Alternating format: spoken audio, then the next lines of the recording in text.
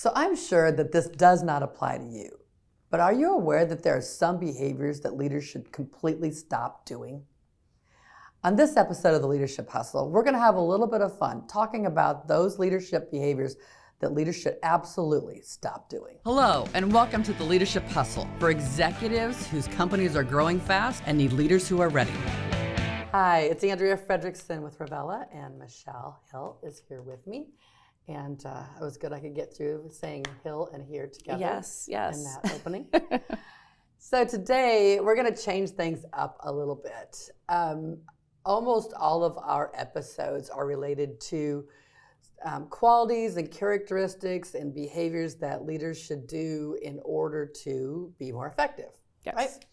Well, we thought we'd flip it around today and talk about the things that leaders need to stop doing. Because there are a lot of things, and in fact, there's some things that, one, are very outdated, but we still find that our leaders are doing, surprisingly enough. But the other part of that is I don't think that leaders recognize that they're even doing it. Correct. Yes. Yeah. Most likely when they're hearing it, they're like, that's not me. I don't do that. That's not me.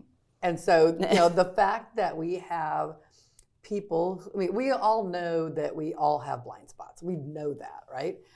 But as a leader, people's eyes are on you all the time. They're watching you, and they are judging the impact of what you do or don't do has on them as either a peer, but more importantly is on those that they lead. Mm-hmm. And so we worked on a list of things, and we'll invite you to think of those things that we haven't mentioned, because there's a lot that we won't mention today. And if you think of others, jot those in the show notes. I think that it would be fun to see what other people are thinking that need to be some of the behaviors that need to be stopped. So I'm going to let you start, Michelle. What is one thing leaders need to stop doing? Commanding. Tell me more about that. Just being more of the coming out, telling people what to do, and walking off. No real why or involving them in solutions. I mean, obviously, leaders have to make decisions. Sure. But it's the decision's made, so how we're going to go about doing it can oftentimes be something that other individuals are a part of. Right. But just do this, do that, do this. That's all we do is directing. You're commanding's very much like directing traffic after the Super Bowl or something. It's just pointing people in the direction. Right. We talk about that kind of behavior, which is actually more management and not leadership. So yes. When we talk about leaders, leaders can be by position, which is a noun, or leadership, which is a verb, and we want people to lead. In this case, they're doing more managing, which is managing the resource, the time, the information, the expectations, and things like that. And so that's really good. All right, so my stop doing was going to be a failure to be flexible or adapt or change. They all kind of go together, but they're all a little bit separate. So. So what they stop doing? That they are too rigid. Stop being rigid. There we go. Thank you. Okay.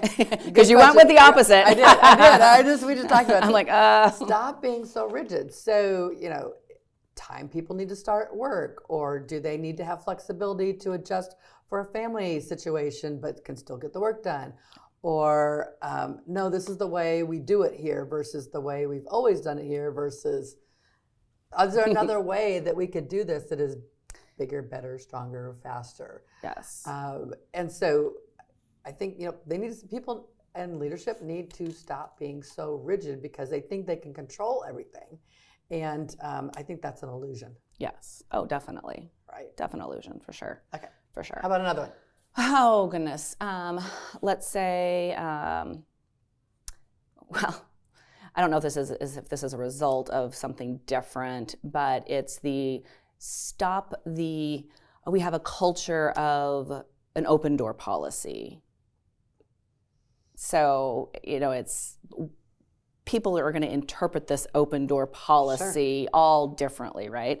And is that really the best use of everyone's time? Because there's a fear that if our culture is it's an open door policy, so your door, if you have a door, physically has to be open, then people won't ever be able to really prioritize those high payoff activities, those things that take a lot of focus and protect their time, right, and protect the time that they're working on things that really matter, and where it just becomes a free-for-all for that manager. I think we set our people up for failure when we have to have this open door policy. And that's anything from the door to a Teams discussion or a chat, or just 24 hours, 7 days a week. Yes. Accessibility Yes. is the issue, right? Yes. Right. Okay, so my next one is leaders need to stop believing that soft skills are not as important or not important compared to the technical work that they do. Yes. So, thinking about the soft skills. So, soft skills are those things that communication style, empathy, relatedness, building trust, making sure that teams work well together, make sure people have all the information that they need, right? People stuff. It's a people stuff. And I can't tell you the number of times we get people who show up either in group coaching events or courses where they're just like, all this soft skill people stuff. I would just love my job if I didn't have to deal with people. If I didn't deal with people, yes. And I was like, okay, wrong job. Yeah, wrong job. Yeah. Or are you just having fun with this? Or is there some part of that that's actually true? Yeah. Right? Yes. Yes. I just want to close my door and have no one bother me. That's okay. That's not leading. That is hiding behind your door, or hiding wherever it may be, and just doing technical work. And that's not the part that we're asking people to do. So the soft skills.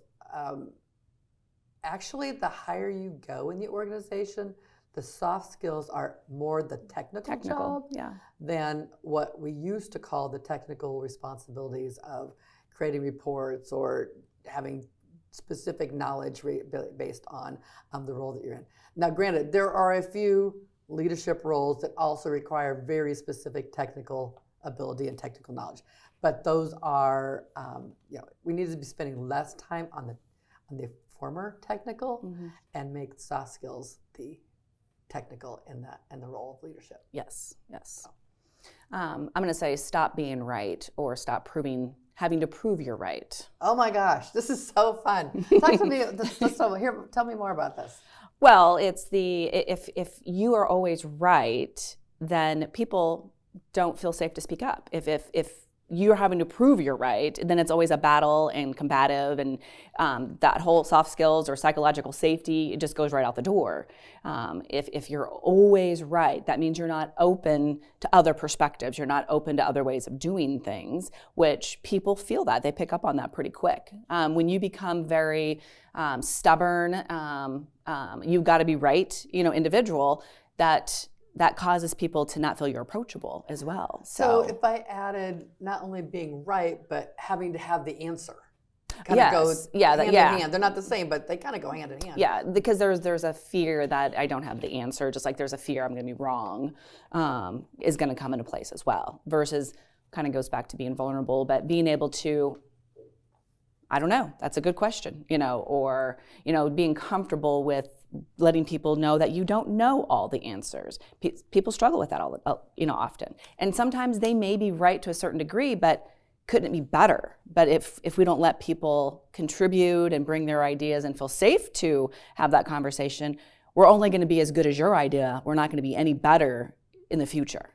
Right. People need to have the opportunity to come up with the answer. The best answer they can at that moment, maybe with some facilitated conversation. But the idea is, we may know the answer, but it's not about us anymore. It's about them knowing what the answer is, the person that we're working with, the person that we're leading. Definitely. Okay, so this is just a flat out, stop being a narcissist. Right?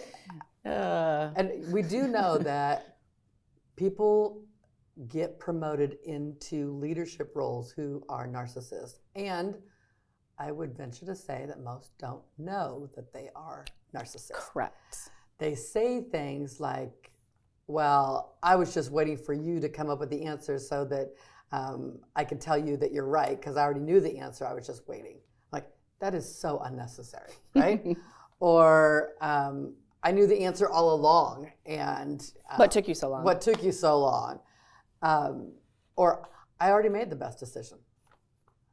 I'm like, okay, maybe you made the best decision with the information you had at this moment, but did you make the best decision? Because there's always better decisions. Yes. Right? Yes. And so the impact that has on not only coworkers, but the people that they lead is nothing's ever going to be right. There's a lack of trust. Nothing's good enough. Nothing's good People's enough. confidence go down. When you've got a group of people that are yes people, all they do is say yes to whatever it is you say is the idea, and they don't speak up, right? There's a lack of psychological safety. Right. And they, over time, have started to believe themselves possibly that maybe they're not right. smart enough or good enough, or their ideas are not, helpful. And that sometimes can stem from conditioning. Right. Really smart people know how to be humble, and they know how to be respectful and make sure that they're not coming across that with this, this hubris, this huge ego that is just unhealthy. So yes. All right. Yes. You got another one? Oh, goodness gracious. I'm going to say, well, stop micromanaging. Or when I'm referring to micromanaging, I'm also referring to where people work. So, okay. Obviously since COVID, there's been a lot of dynamics of people all moved to their personal workspaces to get work done, and managers really struggled because they couldn't see things. They couldn't see them working and so forth. Sure. Are they, and so that whole concept of micromanaging the people, not just the process or not the results, right? It's believing and trusting your people. Now I'm going down the wrong direction here, but sure. It's the, as we've kind of come out of COVID, a lot of businesses have gone back, and part of the reason is managers really struggled with that my people are not in front of me. And there's that bit of that micromanaging. And it's again, it goes back to got to be my way. Those certain things that person believes is important, not giving the other person a voice or how to do something. Right. Freedom. The people aren't listening. They're not asking for other people's opinions. They're not listening to what people are saying. Yeah. They're discrediting people's knowledge. They're getting involved in things that they ought not to get involved with. I mean, yes. Micromanaging is a ginormous topic, but people need to stop micromanaging. I think that what goes along with that is leaders need to stop discrediting people's well-being. So there's a well-being aspect to all of us. Some of us have lots of stress in our lives. There are things going on at home that when we make changes, a lot of changes in the workplace, which there are lots of, there are people who are being riffed and companies who are downsizing. And so there's a lot of scariness that's going on in our society. And I think that to some degree, leaders are saying, it's not affecting me, so why would it affect those that we lead? Or, we're hearing more people who have difficulty with their anxiety. And I hear leaders just blow it off, like, tough it up. Yeah. And tough it up is like the same advice as go faster. Well, I would go faster if I could. I would toughen up if I could. I don't frickin' know how. Right. And there's something there, right? Yeah. So the leaders need to stop ignoring it, stop discrediting it, stop talking negatively about well-being, because it's real, and unless they've gone through it themselves, they don't really recognize the impact that disbelief of it is having on, again, not only their coworkers, but those that they lead, and may even have an impact on their family. Oh, yeah, definitely. It definitely can. All right, let's see. One more for you, one more for me. Got an idea? We could go different directions here. I'm going to say, because this does go opposite of soft skills, I'm going to say organizations need to stop letting people go via email. Oh my gosh, tell us a story. Won't go too far into the story, but yes, when an individual believes things are going very well and great reviews and so forth, and all of a sudden they get an email that their position's been discontinued, and they can't get answers either. So it's like, that's like being ghosted, actually. Right. It's like no one knows what exactly happened. It's so impersonal. It's not personable at all, and it's very disrespectful. It's transactional. It's not. Oh, it's so transactional. No humanity whatsoever. And it's like, what type of environment or culture are you trying to create? Because people now know that people have been let go via email, and now you got fear. So now it's not just the people. I guess thank God for the people that did get laid off that way, or let go that way. But the people that are there that know about it, I could just have an email one day show up and everything seems to be going great. And all of a sudden I'm on the wrong side of the spreadsheet and I get an email. And no conversation, no what happened. That's it. Yeah, I thought that was long gone, but apparently not. It's not, because we've just witnessed some things that have happened recently. Yes, apparently not. Thank goodness not my clients that we're working with. So that's all yes, good. That's very true. All right, so my last one is stop withholding information. Yes. So, I know, again, one of the things that I don't know that I've ever shared with my team, but one of the things that I have a promise to my team with is I promise that I will share as much information as I can about our company, how well we're doing, what's not going well. If there's a client that's unhappy or we need to do something, things that are coming up, because without that information, one, it's scary, right? Two, people can't make good decisions if they don't have the information. And if people are withholding information, there's a lack of transparency, authenticity that comes along with that. And what we're doing is we're losing trust and credibility, not only as a leader, but it's affecting the reputation of our company because we're not sharing those things. Now, I understand that there are some things you just can't share, right? Or there's a timing issue. Yes. I was just talking to someone yesterday that they're making some changes. They're they're rearranging things. They're looking at things are about ready, but we need to double check, make sure it works with the budget so we can do that. Because everybody was starting to hear rumors and things like that. So we have to address the reality is that stuff is happening, right? But we can't do this until we have all the facts. So we have all the decisions, or many of the decisions made so that we can do it. But we're being as transparent as we can without saying, oh, but if we change it, we're going to change it tomorrow anyway, or we might change it because we have new information to make the decision. And so I really think that, again, we don't need to share everything behind the curtain, right?